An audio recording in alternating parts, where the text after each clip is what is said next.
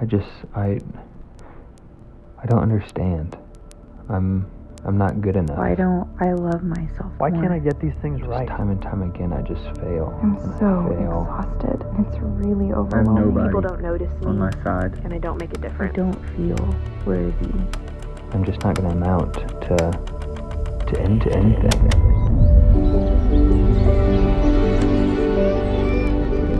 I actually have a lot to offer. People care about me, and they want me around. I am a good friend. I'm not alone. God chooses me I'm daily. compassionate and caring. I'm a child of God. How was worship? Was worship awesome? Yeah, you make some noise for that. Hey, if you didn't know, we are starting a brand new series. It's called Your New Playlist. And we talked about it earlier. Hey, send in your favorite songs, please, so we can enjoy your music as much as you do. Here's the thing. As we talk about songs, do any of you guys get songs stuck in your head? I get them stuck in my head constantly. Like, for instance, if some of you were babysitting recently. I know a lot of you do that on the side. And yeah, hustle, you know it. Here's the thing. If you're doing that and you're hanging out with these kids and they play, the worst song known to man, you know what I'm talking about? Yeah, hit it, Mark. You got it. Yeah. You got it. Wait for it. Yeah, Yeah, you're welcome. You're welcome. Stuck in your head for the rest of your life, Baby Shark. It's the worst, okay? That or the Bluey theme song. Do any of you know that song?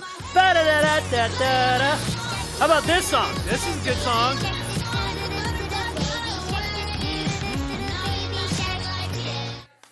That was more than one song at once, but yeah, there you go. You got it. Yeah, Party in the USA. When did that come out? How old were you?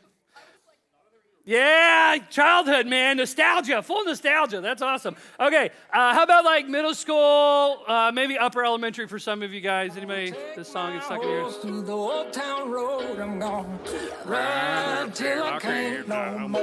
Okay, get that. Okay. I'm not, please don't go listen to any of them. I'm not saying you should go listen to those songs. I'm just saying, how many of them are going to be stuck in your head now, right? And here's the thing. I don't know what it is with music. If you talk to Austin Renfro, he calls it an earworm, which I hate that phrase, but it's true. Like worms in there, get stuck in your brain. You can't ever get it out. But here's the thing. You and I, we recognize, like when a good song gets stuck in your head, you're just jamming, okay? When a bad song gets stuck in your head, you hate it. Like you can't stand it. It's the worst. But here's the thing. We're going to kick off this year talking about something else that gets stuck in our head. And this might sound like a Jesus juke coming from a pastor, but honestly, we're going to be talking about our thoughts. Because we think about the quality of the songs that we get stuck in our head, but isn't it true? Isn't it true that we rarely think about the quality of thoughts that play on loop over and over and over and over and over again in our heads? We can be having the same negative thought about us or about someone else, and it can play on loop, and we don't think about the quality of it like we would think about the quality of a song that gets stuck in our head. I didn't know this, but in researching for this talk, did you know the average person has 70,000 thoughts a day? That is so much thinking. So you're going to have over 25 million thoughts this year in 2024. That's a lot. That's just more than I was thinking. And here's my point. My point is when we get these thoughts stuck in our head, we can think, well, it's just what's going on between these two ears. But the truth is it affects more than that. This is a dumb story, but it's the best story I could come up with, okay? When I was a junior, I was never worried about driving. I was excited about driver's ed. I started driving right away. I was pumped because I rode the bus growing up, so like the keys were freedom. And we were always the first one to get picked up too in the bus. That was the worst, okay? Like 6:30 in the morning, and to be out there, it was the worst. Anyways, but bus riders, I'm with you, okay? All right. So anyways, I was really excited to get her keys. And I didn't have a problem, I wasn't nervous about it when I first started driving. But then I found out I'm not the best driver, or at least I wasn't. I would like to think I've improved, but I'm not the best driver, okay? Like within the space of a couple months, I had a fender bender, okay? Best part about it is I was driving my girlfriend's car. Yeah, actually her dad's car. So, okay, I was a little nervous. Yeah, I know. You're thinking the same thing I was. So that was not great. And then I had another episode where it was icy. My parents were like, you probably shouldn't be driving because it's icy. And I was like, I could do it. I'm cool. And they let me. And then the passenger door was stopped me. It stopped a sign from coming into the car. Anyway, so that was because I skidded. And then it was probably 3 months later, I had an issue where I was trying to get home because I didn't want to be late for curfew, which I know none of you do that. But I was trying to get home really fast. May have been going faster than I should have been. I got pulled over, got a speeding ticket, pretty hefty speeding ticket. So, okay, I had all this happen within the space of like 6 to 8 months. And I'm just super nervous driving, especially in construction. Anytime I'm in construction, I'm like, I'm gonna crash, I'm gonna crash, I'm gonna crash, I'm gonna crash, I'm gonna crash, I'm gonna crash, I'm gonna crash. Okay, and I'm just white knuckling this, and not totally not because it was an S10, so you had to, it's a manual. Anybody drive manual? Yeah, it was the worst. Okay, it was an S10, so it was a pickup, but it didn't have any of the benefits of a pickup. It was so tiny you couldn't carry anything. Okay, it barely fit you. Anyways, the point is, so I'm driving down Kellogg. Okay, this is back before the overpasses there in front of Walmart and stuff, and there's all these crazy cones, and the whole time I'm just like, I'm gonna crash, I'm gonna crash, I'm gonna crash, and sure enough, I'm gonna crash, white knuckling this thing. Not really, like, I'm not watching the cones, I'm just freaked out by the cones.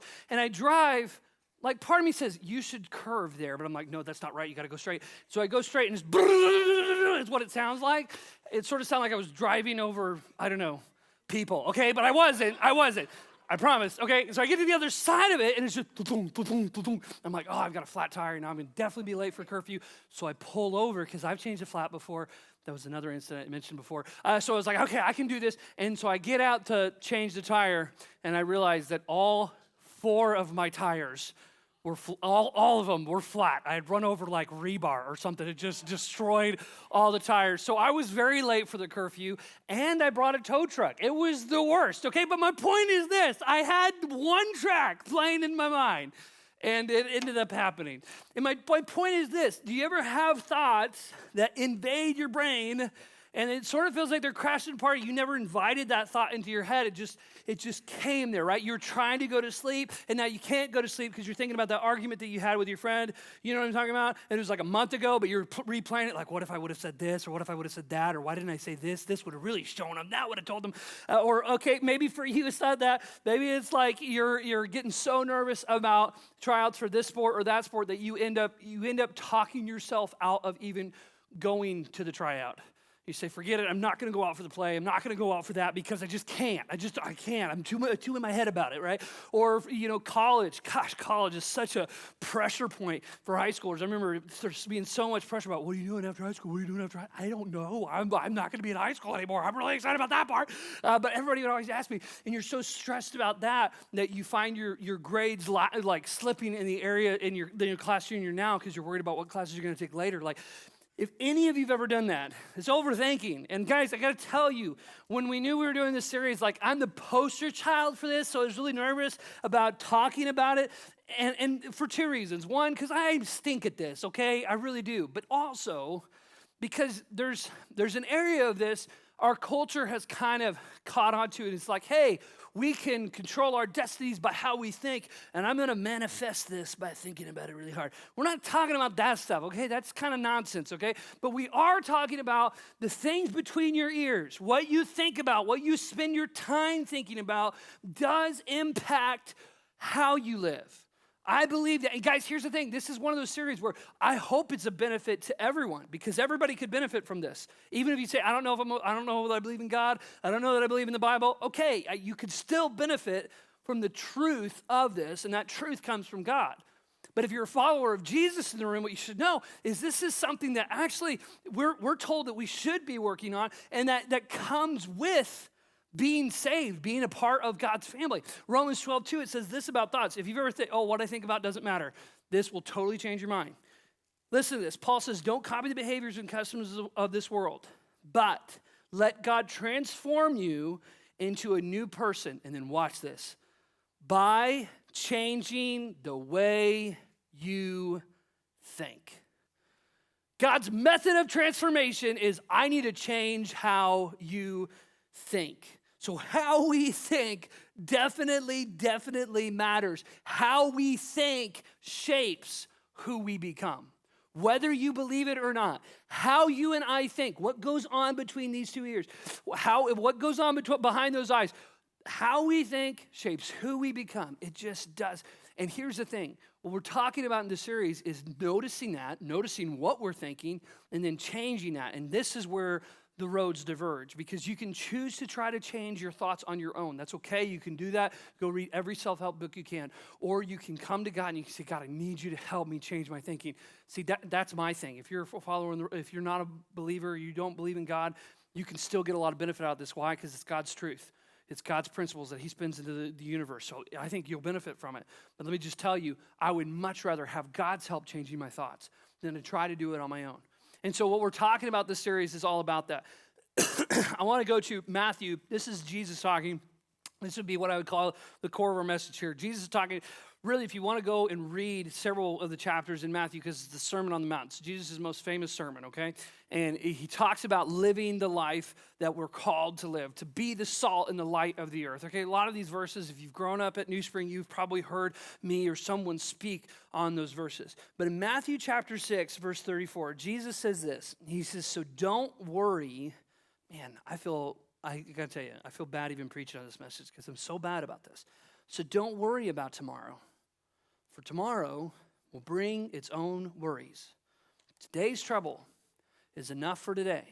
And Jesus unpacks in these verses, and I really encourage you to read them on your own. Go home and read Matthew chapter 6. But Jesus unpacks. He talks about how God takes care of the sparrow. God takes care of the flower. God takes care of the creation around us. And he says, aren't you much more valuable than they are? So don't worry about tomorrow. Here's the thing. What we need to understand, most of the time, you're overthinking, and most of the time, my overthinking comes down to a question. And the question is, will I be okay if? Will I be okay if she breaks up with me? Will I be okay if I crash the car? Will I be okay if I fail math? Will I be okay if... And the bottom line is, can you answer the question that someone is looking out for you? I believe that there's a God in heaven that loves you. And guys, hear me when I say this. I know when I say that there's some of you in this room that have been dealt cards that I wouldn't wish on my worst enemy. You have hard lives. You've had hard things happen to you. And please don't hear that as like God doesn't care about that. He does, and his heart is broken. But I'm just telling you, God has a plan for your life. No matter how dark it has been before, and no matter what dark chapters might stay ahead of you, God has a plan for your life. And yes, the bad things might come, but if you are a follower of Jesus, if you put your trust in God, he will walk through it every step of the way with you. And so many times when you get to the other side, you'll find that he carried you through those hard times. So don't worry about tomorrow. Tomorrow will bring its own worries. Today's trouble is enough for today. Instead of worrying about yesterday or focusing on tomorrow, Jesus underlines, hey, just focus on today. And what I would encourage you to do is focus on what thoughts are right here today. Because the truth is, you and I are in charge of creating our playlist. The only person, I don't know if you guys ever ride or drive with someone that's really territorial on the radio, right? And hey, driver's rules, like you got to listen to their music. And you're just sort of stuck in the passenger seat as you listen to horrible, terrible 80s rock or whatever you hate, okay? But guys, here's the thing. When it comes to, and this is really important, when it comes to your playlist as far as what thoughts you think about, you and only you can create your playlist. And guys, I'll be honest with you. Everybody in the world would love to have you put their songs on your playlist. They would love to have you thinking the way they think about you. They want you to think that way about yourself. I mean, you look at advertising. Advertising, its whole design is think this way, buy our stuff, right? But guys, guess what? The ultimate responsibility for what plays on your playlist goes to you. You create your playlist. And guess what? You don't have to go through that. You don't have to go through the curation of what you're going to put on that playlist by yourself. God wants to help you. Philippians 4:8, this is another great verse I'd encourage you to memorize, but it says this. It says, dear brothers and sisters, one final thing. Fix your thoughts. I like that because so often my thinking is broken. See, fix means like to put it where it should be, but I need to fix my broken thoughts so often too. Fix your thoughts on what is true and honorable and right and pure and lovely and admirable. Think about things that are excellent and worthy of praise. If you find yourself worrying about something, and Jesus says, don't worry, here's what I would submit to you. Let's come up with a grid work that we can use to navigate and to determine if a thought should stay on the playlist or not. Okay? For example, if we look at this verse, and you can come up with your own grid work, but my grid work could be something like this. Is this thought true? Is this thought helpful? And is this thought kind? Now, what would it look like? Let's say, for instance, I have the thought in my head, I go to school after Christmas break, and I find out I did terrible on my math final. I flunked it, and so it was like 80% of the grade or whatever. So I failed math. That stinks. And so the thought in my head is, I'm failing. I'm a failure. I'm failing. Now, here's the thing. That thought is not true. Okay? Some of you just need to start there. That thought is not true. If I want that thought to be true, what I need to think is, I'm failing math, right? I'm failing and I'm failing math are not the same thoughts. Is one true? Yes, is one true. I'm failing means I'm a bad person. I'm no good. I'm not good. I'm not a good friend. I'm not good in art. I'm not good in music. I'm not good at anything. No. I'm failing math. Now, again, that's not the best thought, but it's not I'm a failure. I'm failing math. Okay, that's true. Is it helpful? Not really helpful. True, it's true. Not helpful. What would helpful look like? I need help in math. That's more helpful, right? It's true. You're failing, okay? Yes, you're failing math, but you need help, right? You need help in math. That's true, and it's helpful. I need to study more math. Okay, you guys can do this with your own thoughts, but come on. Do you understand the progression, right? I went from I'm failing to I need help in math. I need help in math. I need help when I sit down with my math homework. I need help with this, right? Okay, that's a progression. Now, is it kind? I need help in math. It's not necessarily unkind, but it's kind of neutral. How about this? I'm worth helping. I'm failing. I'm worth helping. Do you see the difference? I'm failing, or I'm going to get help in math because I'm the kind of person that cares about the effort I put in. That's a mouthful. That's a big thought. But what I'm saying is, hey, the reason why I'm so worried about failing is because I want to do a good job. That's an admirable trait to have, isn't it? There's a lot of people that don't have that trait. I don't care how well I do. You care about how well you do. What a good thing. Now, doesn't change the facts. And again, see, this is my whole problem with the whole manifesting thing. I'm going to manifest an A and not study at all. Okay, well, good luck. That's crazy. But my point is this. It's not denying the facts, but it is changing your thinking. Is it true? Is it helpful? Is it kind? And if it's not, change it where it's not. And not only that, more than that. Notice where you have a hard time changing your thoughts, and this is me. Notice where you have a hard time changing your thoughts, and when you have a hard time changing your thoughts, go to God on it. Guys, this is why, again, I think this is helpful content, even if you're not a follower of Jesus, but Jesus wants to help you carry this load. If you're carrying heavy thoughts about yourself, if you're carrying heavy thoughts about others, Matthew chapter 11 says this. He says, come to me. I love this verse. Come to me, all you who are weary and burdened, and I will give you rest. Take my yoke upon you. Learn from me, for I'm gentle and I'm humble in heart. You'll find rest for your souls. For my yoke is easy, my burden is light. Notice the hard thoughts you're carrying, the unkind, the unhelpful, the not true thoughts. And then to come to Jesus and ask Jesus' help carry it with you. And then this is the goal of this series, and this is what we're going to be unpacking over the next several weeks as Pastor Jonathan and Stephen and Brian come in.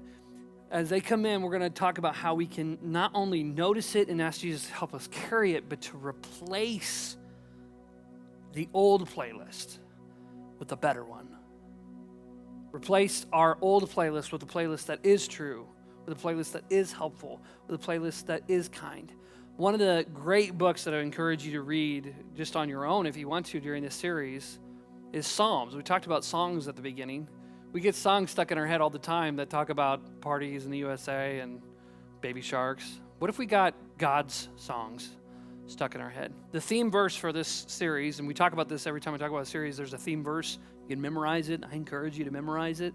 But play this song on loop in your head. When doubts filled my mind, your comfort gave me renewed hope and cheer. When doubts filled my mind, your comfort, God's comfort, gave me renewed hope and cheer. Memorize this. Play this on repeat in your mind. Let this psalm be on your playlist. And we're going to talk through all the different kinds of ways that we can get our playlist off. It's really easy in the culture we live in. But can I just make an invitation real quick? If you're in the room and you came in and you said, I don't know if I believe in God, I don't really believe in that whole Bible thing, I'm just telling you, you don't have to live life on your own.